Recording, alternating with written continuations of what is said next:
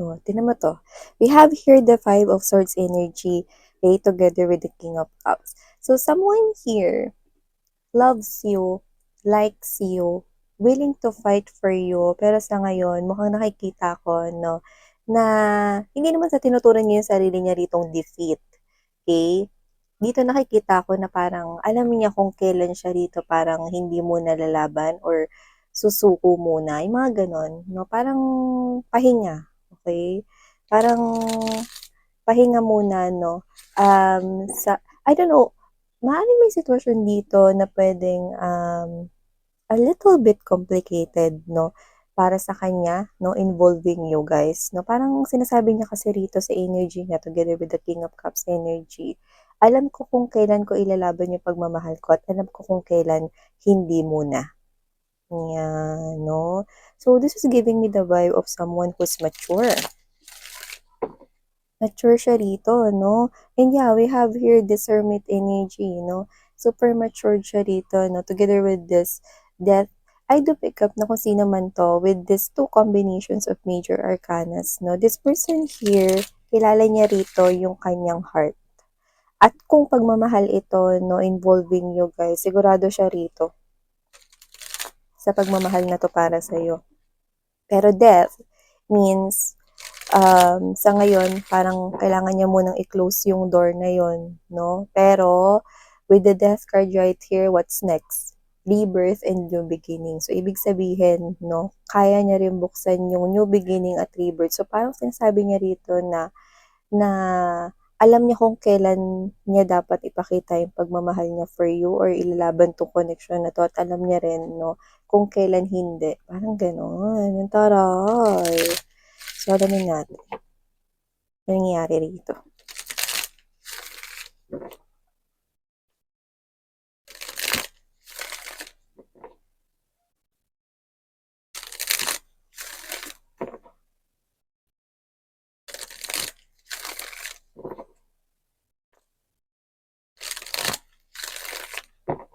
Okay, so let's go ahead and check this out for you guys.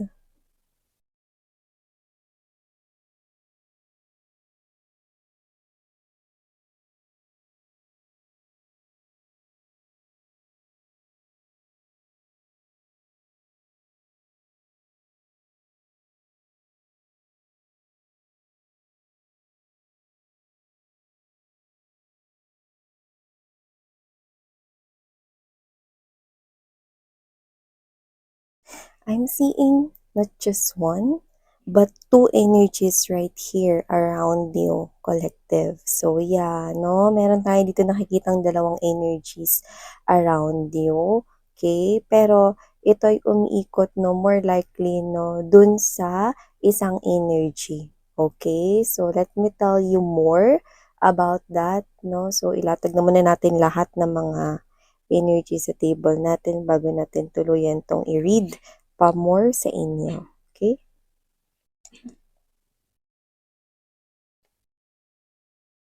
Oh, okay. Impressive. So, just take how this resonates mga babes, no? At hindi to mag-resonate to each and every one of you guys. Pero yun nga, no? As what I'm seeing from here, you've got two people in your life, and it talks about here your love life situation. So, hi and hello new subscribers. By the way, my name is Yan. Welcome, welcome. Tuloy po kayo dito sa channel na ito. At sa mga returning subscribers, maraming maraming thank you sa inyong walang sawang pag-support sa akin here. So yeah, bago natin mga babes na ituloy ito na meron tayong new channel, yung Dalnim. No, Dalnim, ang ibig sabihin nun ay Goddess of the Moon in Korean. So, ang link niyan ay nasa description box, no. So, diyan, no, collective readings for all signs din tayo, no. So, if you happy na gusto niyo tumambay doon, no, yan, pwedeng-pwede, malaya kayong gawin yan, no. Wala tayong gender at just take how this resonates, no. And, okay, timeless din ito. So, from this reading, I'm definitely seeing here someone, no? Hindi niya pinagpipilitan yung sarili niya rito sa'yo. So, I do see that you have two people here in your life. Okay? Yung iba, aware kayo na dalawa yung tao na yan sa buhay ninyo. Yung iba naman, no, is hindi kayo aware, no? Dahil yung iba, pwedeng ito ay mangyayari or magaganap pa lang, no? But the other, okay, individual na nakikita ko rito is someone here, yan, no? Na well, nagpapakita siya sa akin dito 'no ng patience, okay. Pero more likely pinapakita niya sa akin dito 'no na, um isa siya ritong individual 'no, na hindi ritong gusto makasira ng, relasyon or connection ng iba lalo na kung ikaw ay involved dito. So, I do see right here that with the presence of Two of Cups energy right at the, top energy 'no, nakikita ko rito na ang energy mo is puwedeng meron ka ritong gustong iba, puwedeng meron kang ka-in relationship na iba or committed ka sa iba or meron kang nagugustuhan, just take how this resonates, no? But the other person here also has this big likeness or pwede rin na love kanya more likely.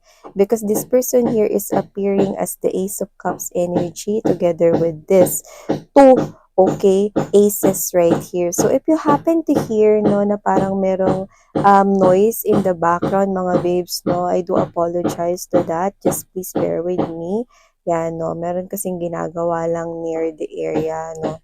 And yeah, going back right here, thank you so much for your patience and understanding. So yeah, going back right here mga babes, no, nakita ko rito, no, na yung person na more likely pag-uusapan natin ngayon, no, is naglalabas or nagtataglay siya ng dalawang aces, which means, no, this person is drop dead serious. Ibig sabihin, super serious siya dito sa kanyang nararamdaman para sa'yo. Gaano ka-serious? Well, I must say, 101% serious. So, kasi naman siya, mga babes, so nakita ko rito, no, that this person here is actually someone who gives out, no, so much love for you. Hindi ka lang niya like, hindi ka lang niya gusto, seryoso talaga siya at sa feelings and emotions niya para sa'yo. So, nakita ko rito, no, that with the presence of Eight of Cups energy and this Three of Cups, I do pick up right here, no, na sa ngayon, nakikita ko rito na pwedeng, iniiwasan ka muna niya or may paglayo rito, no? Pero more likely, mga babes, no? This is someone here who gives me a light vibe. So, pwedeng siya ay funny, pwede rin naman na siya ay someone here na madaling lapitan, approachable, no? And this person here, I think, meron siya ditong sasabihin sa'yo or sinabi sa'yo, no? I do pick up right here na kung sino man siya, no? It's like this person here, dahil totoo siya rito, okay, at may nararamdaman siya sa'yo. Yung iba, meron kayong history sa kanya, no?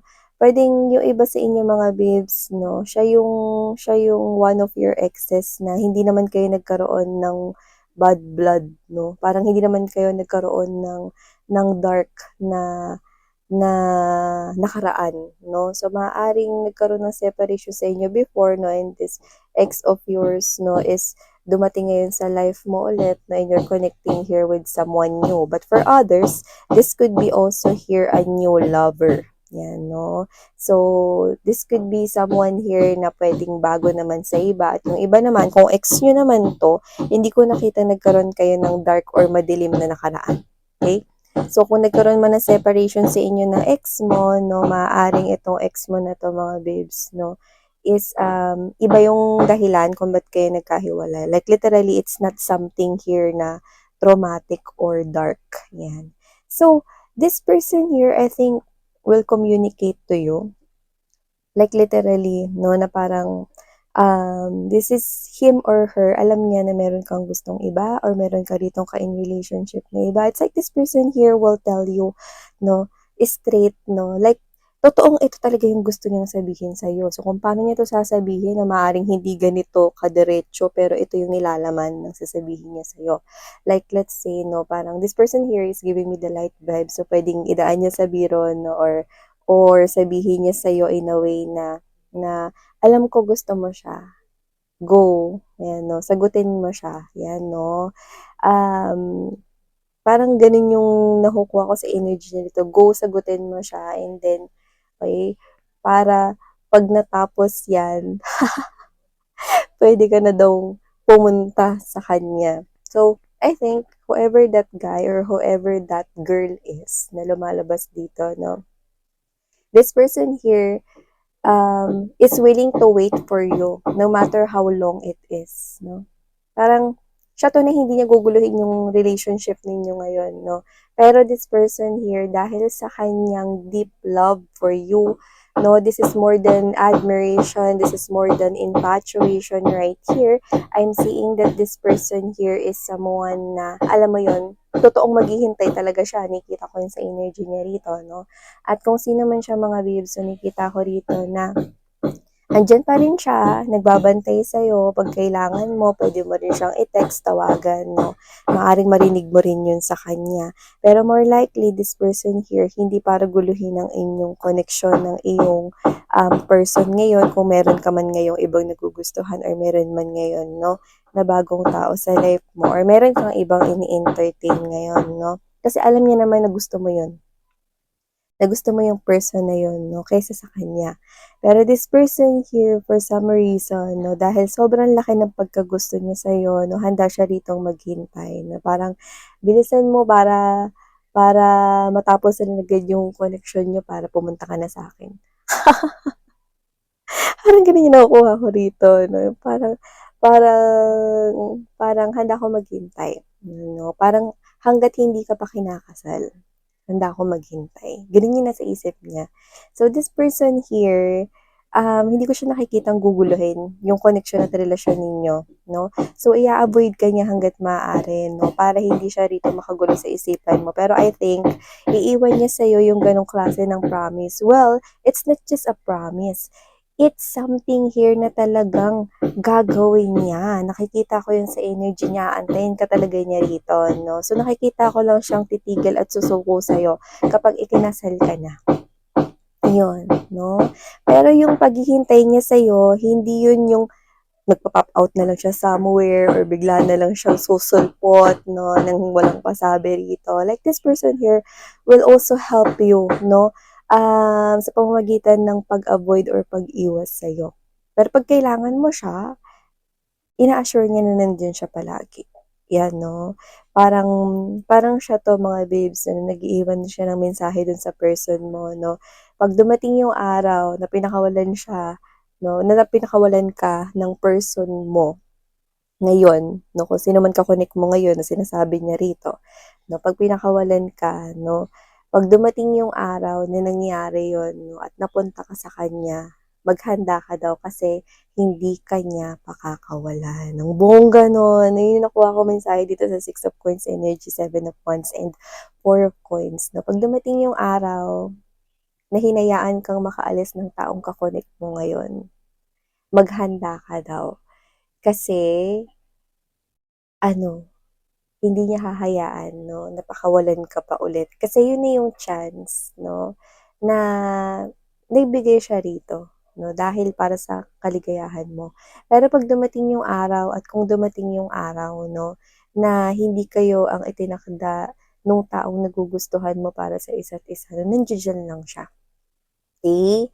At hindi niya napakakawalan pa, no, yung pagkakataon na yun, at patutunayan niya sa'yo, no, na siya'y tapat sa kanyang pangako, no? Itong tao na 'to nakikita ko, no, na literal siya rito, nalalayo sa'yo, no, hindi magpapakita. At yung iba puwedeng lilipat ng tirahan, lokasyon, no, or magpapadestino siya rito ng kusa, no, kung trabaho man or business, no, may relocation tayong nakikita, no, pansamantala, no? So, nakikita ko na hangga't hindi ka kinakasal rito, hindi siya sumusuko rito sa pagmamahal niya para sa'yo.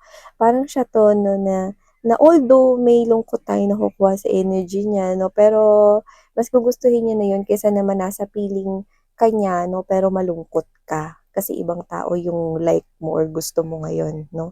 So, willing to wait siya, yung nakikita ko rito, no. At kung sino man siya, no, nakikita ko na tapat siya sa kanya ritong hangarin sa'yo. Yung iba doesn't have to be nalilipat ng trabaho or magpapadestino sa ibang lugar. Puwede rin naman na dun pa rin siya nakatira 'no, kung malapit man 'to sa inyo 'no. Nakikita ko rito na gagawa siya rito ng paraan para hindi kayo rito magkita sa labas or hindi kayo magkasalubong 'no. So, this person here kung kailangan magtago, gagawin niya yun. Pero oras na kailanganin mo siya 'no, lalabas, susulpot at susulpot siya. Eh, kung sino man 'to, totoo talaga siya rito sa sinasabi niya 'no, and right at the center of this reading is this big Ace of Coins energy. So, parang makakuha lang siya rito ng chance 'no, na na 'pag malaya ka na, then iga-grab niya yung opportunity na yun. Para 'no, sa kanya naman dito na parang chance na i-prove sa'yo 'no, na karapat-dapat din siyang tumayo sa tabi mo. So yeah, mga babes 'no. So kung sino man 'tong energy na 'to 'no, mga babes, sa ngayon posibleng nakakaramdam siya rito ng lungkot 'no, pero yung iba timeless nga ito 'no, so puwedeng naghahanda rin siya makipag-usap sa'yo tungkol dito sa bagay na 'to 'no. So wala akong nakikita na, masamang intensyon mula sa taong ito. Actually 'no, mas gusto niya ritong unahin yung kasiyahan mo 'no, kaysa yung sarili niya, 'yan. So yeah, kung sino man 'tong energy na 'to 'no, this is someone here who's willing to wait, okey? At kaya niyang magbigay ngayon, okey? Ngayon lang. Kasi 'pag dumating yung araw na yun na nagkaroon siya ng tsansa, hindi ka na daw niya makakawalan. Hala ka. So, kung sino man 'to na seryoso siya dun. Yes, okey. So, thank you so much mga babes, ang taray. Meron dito nagkakagusto sa inyo 'no, at sa ngayon inuuna niya ang inyong welfare, ang inyong happiness 'no, yun ang kanyang, tinuturing na pinakaimportante right now. So, thank you so much and sarang Hail, Love and Light. Annyeong.